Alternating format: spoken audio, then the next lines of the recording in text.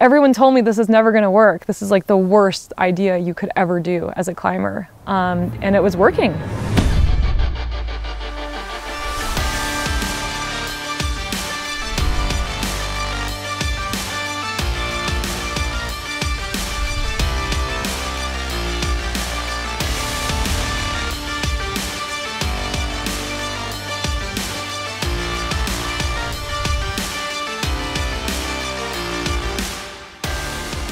I've been climbing since I was 18. I lift weights in the weight room. I do finger-specific training, and for base jumping and wingsuit flying, generally what happens is that first you have to hike or climb up a mountain or to the top of a cliff, and you want to be fit so that when you get up there you're sharp and you're not worn out.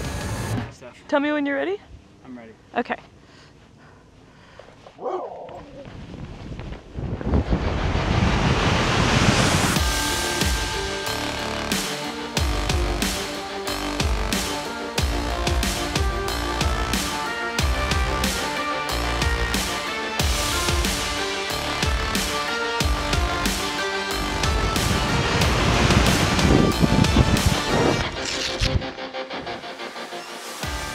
You know, when you're 20, you can kind of beat up your body, not eat well, you know, not sleep, not take care of yourself, and you're pretty resilient physically.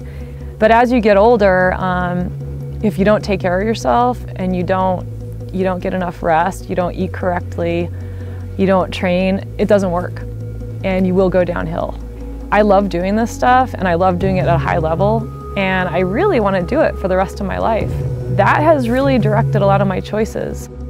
I just got really curious to play around with nutrition for climbing performance, and I basically took a year to try 4 different eating methods that I had read books about. Honestly, being vegan wasn't even in the running, because 2001, at this time, climbers were very convinced that you needed meat protein for climbing. So I went through them all. Nothing was really giving me big results. And so I kind of thought, well, man, now what? In the same vein of experimentation, I did the master cleanse, and I thought, let's just start over and see where we get. After the master cleanse, I was drawn to very simple, very clean foods. And after a couple weeks of eating only what I wanted to eat, I turned around and I thought, oh my gosh, I think I'm vegan, of all things, what's going on? And thought, well, hey, I'm experimenting with stuff, let's just try this and see what happens. Just after only a few weeks, I was having these pretty dramatic climbing gains and started to notice, wow, I'm running better, I'm carrying packs uphill better. At the time, it was when I wanted to do a one-day free ascent of El Cap, which was a big deal. That's a huge goal. One woman had done it before. So here I am now vegan, and I was climbing better. I freed El Cap in a day. I went down to Patagonia, and again, I had a really big goal. I wanted to do the first one-day ascent of Torre Egger, which is like big mountain goal. You got to carry packs, you're out for days. It was like, it turned into a 30-hour push. And we did that, and I was like, I'm doing all this stuff and I'm vegan. I'm achieving bigger goals than in the past. It was easier to deal with my food in the backcountry because weight is an issue when you're in these big objectives in the mountains, because you want your food to be very small and light. I was bringing dehydrated lentil soup, dried fruit, dried nuts, almond butter. A lot of people ask about protein. Most meals that I eat, I think of it almost more nutritionally. For dinner, that comes out as, okay, the protein's gonna be tofu, tempeh, garbanzos, lentils, one of those things.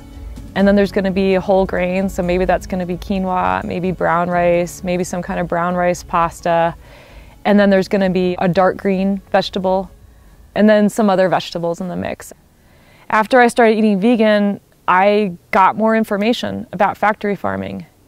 Man, the first thing I read, I was in tears. I was like, I can't, once I see this, honestly, I don't even care if I climbed harder or not. I could never support this. Humans are one creature, and there's a lot of other creatures in the world. I really don't feel like we're the most important creatures. I think that everyone has value, and everyone's important and has the right to have a peaceful life without being messed with or hurt. I also do a lot of stuff where, you know, it is pretty extreme. I mean, when you're base jumping, you think about mortality, you think about danger, you think about your mortality. And climbing, you know, same thing. You're out there on the side of the wall. You have to think about taking care of yourself and trying to be safe and trying to fit into the environment.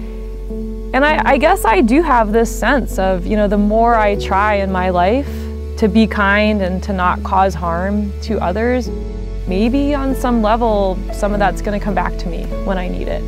I don't know. I've gotten lucky sometimes out there where, you know, maybe I made a mistake or something unexpected happened and I got to walk away from it and go home, and, you know, you just got to do the best you can and try not to hurt and try to think about others and try not to think I'm the only one that matters, because I think it's a lot bigger than that.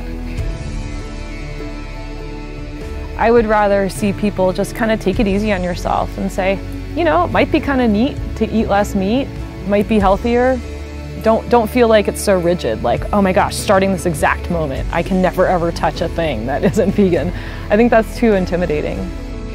One thing that's fun is just to keep change in your life and pick one thing that you want to be different and just do it.